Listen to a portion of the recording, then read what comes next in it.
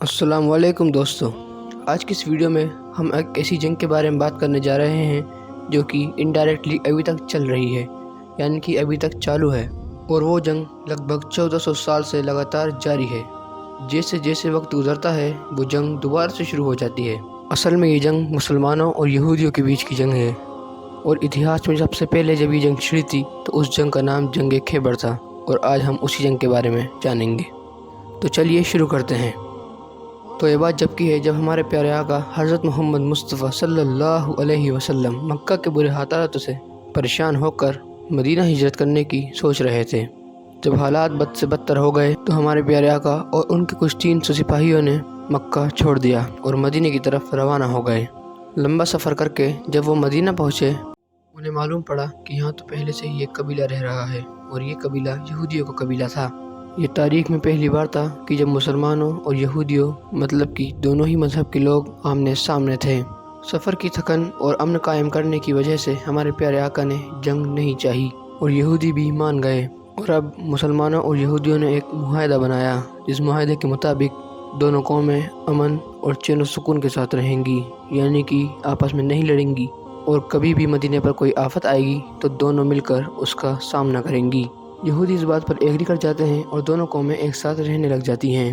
وقت گزرتا ہے اور مکہ کے وہ لوگ جن کی وجہ سے ہمارے پیارے آقا نے مکہ چھوڑ دیا تھا، انہیں یہ ڈر ستانے لگتا ہے کہ ہمارے پیارے آقا مدینے کے سبھی لوگوں کو مسلمان بنا دیں گے اور ان پر حملہ کر کر انہیں شکست دے دیں گے۔ مکہ کے برے لوگوں نے مدینے پر حملہ کرنے کا منصوبہ بنایا۔ منصوبے کے مطابق وہ مکہ کے ہر ایک مسلمان کو نہیں چھوڑیں گے، یعنی کہ مار دیں گے، اور اب وہ وقت آ چکا تھا کہ دشمن سامنے تھے۔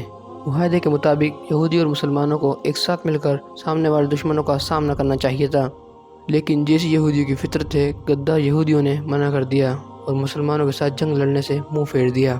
ایسے مشکل ترین وقت میں مسلمانوں کو اکیلے چھوڑنے کا مقصد بالکل صاف تھا۔ یہودی بھی نہیں چاہتے تھے کہ مسلمان جنگ جیتیں اور دوبارہ یہودیوں کو مسلمان بنانے کا سلسلہ شروع کریں، لیکن جیسی ان کی سوچ تھی اس کا بالکل الٹا ہوتا ہے اور مسلمان وہ جنگ جیت جاتے ہیں۔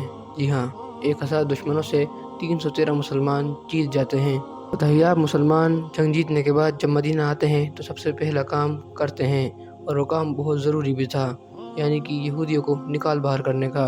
اور اب یہی وہ وقت تھا کہ جب اصل جنگ پنپنا شروع ہوئی، کیونکہ یہودی جس علاقے میں آ کر بس گئے تھے اس علاقے کا نام ہی خیبر تھا، اور اسی علاقے میں مسلمانوں اور یہودیوں کے بیچ سب سے پہلی جنگ ہوئی تھی۔ تو اب ان یہودیوں کی بات کریں جو کہ خیبر کے علاقے میں آ کر بس گئے تھے، تو ان کے دلوں میں اب صرف مسلمانوں کے لیے نفرت پیدا ہو چکی تھی۔ وہ مسلمانوں سے بدلہ لینا چاہتے تھے، جبکہ غلطی پہلے خود نے کی تھی۔ اب انہوں نے ایک لشکر جمع کرنا شروع کر دیا۔ انہوں نے خیبر کے آس پاس کے سبھی قلعوں پر قبضہ کیا اور ایک بڑا لشکر بنا ہی لیا۔ وقت گزرتا گیا اور مسلمانوں کو اب اس بات کا اندازہ ہو چکا تھا کہ کیا ہونے والا ہے۔ جی ہاں، اتہاس کی سب سے بڑی جنگ ہونے والی ہے۔ حالانکہ مسلمانوں نے اس سے بڑی بڑی جنگیں لڑی ہیں، لیکن یہ جنگ جتنی امپورٹنٹ تھی اتنی شاید کوئی نہیں تھی، اور یہ جنگ کتنی خطرناک تھی یہ بات تو آپ جانتے ہی ہیں۔ آج بھی یہ جنگ چل ہی رہی ہے۔ تو اب جب پانی سر سے اوپر نکل چکا تھا تو مسلمان بھی جنگ کی بہترین تیاری کرنا شروع کر دی تھی، لیکن جب آپ دونوں ہی لشکروں کے ڈیفرنس کے بارے میں جانیں گے تو آپ حیران ہو جائیں گے۔ ایک طرف دشمنوں کے پاس 10,000 سپاہی تھے اور مسلمانوں کے پاس 1600 کچھ سپاہی تھے۔ دشمنوں کے پاس بہترین لشکر، تربیت پائے ہوئے سپاہی اور بہترین ہتھیار تھے، جبکہ مسلمانوں کے پاس صرف ایک ہی اچھا ہتھیار تھا، اور وہ سب پر حاوی ہونے کے لیے اکیلا ہی کافی تھا۔ وہ ہتھیار تھا اللہ پر یقین۔ جیسے اللہ نے جنگ بدر میں مسلمانوں کی مدد کی تھی، اس جنگ میں بھی انشاءاللہ کرے گا۔ یہودیوں نے ایسے سپاہیوں کو جمع کیا تھا، ایسے کمانداروں کو جمع کیا تھا جن کا نام پوری دنیا میں مشہور تھا، اور ان میں سے ایک کماندار کا نام تھا مرحب۔ کہتے ہیں کہ یہ اتنا خطرناک تھا کہ ہزاروں کے لشکر سے اکیلا ہی جیت جاتا تھا، اور اپنی ٹریننگ کرنے کی وجہ سے ہزاروں سپاہیوں کو مار دیا کرتا تھا۔ اور وقت گزرتا ہے اور آخرکار وہ دن آ ہی جاتا ہے کہ جب دونوں لشکر آمنے سامنے تھے۔ جنگ شروع ہوتی ہے۔ مسلمانوں کے لشکر کے سردار یعنی ہمارے پیارے آقا حضرت محمد مصطفیٰ صلی اللہ علیہ وسلم اور ان کے بہادر سپاہی بڑی بہترین طرح سے جنگ لڑ رہے تھے، اور دشمن بھی کمزور نہ تھا۔ دونوں ہی لشکر اتنے خطرناک تھے کہ اب 21 دن ہو چکے تھے اور جنگ کا کوئی نتیجہ بالکل بھی نہیں نکلا تھا۔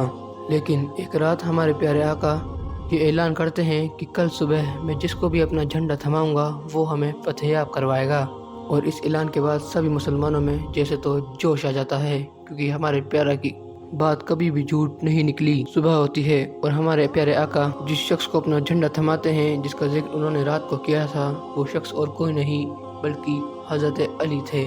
सही सुना, शेर खुदा हजरत अली। और अब मुसलमान पूरे जुनून के साथ जंग लड़ते हैं और हमारे प्यारे आका की बात सच निकलती है। अब मुसलमान धीरे धीरे जंग को जीतने लगते हैं और हजरत अली तो इतने जुनून में आ जाते हैं कि जंग लड़ते लड़ते उनकी जरा ही टूट जाती है। और अब वो वक्त आ जाता है कि दोनों लश्करों के बेहतरीन कमांडर आमने सामने थे। जी हाँ, हजरत अली और मरहब। मरहब बहुत घमंडी था। वो सोच रहा था कि मैं तो हजरत अली को एक बार में ही हरा दूंगा। वो घमंड में कहता है कि मेरी माँ ने मेरा नाम मरहब रखा है, और हजरत अली कहते हैं कि मेरी माँ ने मेरा नाम हैदर कर्रार रखा है। जब वो हजरत अली का नाम सुनता है तो उसे अपनी माँ की नसीहत याद आती है। उसकी माँ ने कहा था कि तुम हजारों के लश्कर से तो जीत जाओगे, लेकिन हैदर नाम के आदमी से कभी भी नहीं जीत पाओगे। लेकिन बेवकूफ़ मरहब अपनी माँ की नसीहत को भूलते हुए हजरत अली पर हमला करना शुरू कर देता है। हजरत अली उसके हर एक हमले से बच जाते हैं। यहाँ तक कि हजरत अली ने तो अभी तक अपनी तलवार भी बाहर नहीं निकाली थी, लेकिन जैसे ही हमारे प्यारे हजरत अली हैदर कर्रार अपनी जुल्फिकार बाहर निकालते हैं, मरहब के 2 टुकड़े हो जाते हैं। मरहब के 2 टुकड़े देखकर सभी दुश्मन भाग खड़े होते हैं और मुसलमान जीत जाते हैं। जैसा कि हमारे प्यारे आका ने कहा था, मुसलमानों की इस खतरनाक जंग में फतह होती है। और अब सिर्फ एक ही काम बचा था, किले को फतह करना, क्योंकि अगर किले को फतह कर लिया तो समझो जंग फतह हो गई। हजरत अली पूरे यकीन के साथ आगे बढ़ते हैं और उस भारी दरवाजे को 2 उंगली से उठा लेते हैं, जो कि बाद में 40 लोग भी नहीं उठा पाए थे। जी हाँ, हजरत अली ने वो दरवाज़ा एक हाथ से ही उठा दिया, जिसे बाद में 40 लोग मिलकर भी नहीं उठा पा रहे थे। ऐसे ही हजरत अली को शेर खुदा नहीं कहते। और इस तरह इस जंग का फैसला मुसलमानों के हक में निकलता है। और सब ये बात जान लें कि हमारे प्यारे आका ने जो कह दिया वो होके ही रहेगा। और हमारी आज की ये वीडियो यहीं पर ख़त्म होती है। आज आपने जान लिया कि कैसे मुसलमानों और यहूदियों के बीच सबसे पहली जंग हुई। वीडियो पसंद आने पर वीडियो को लाइक करें, चैनल को सब्सक्राइब करें और अपने दोस्त को इस वीडियो को ज़रूर शेयर करें। अस्सलामु अलैकुम।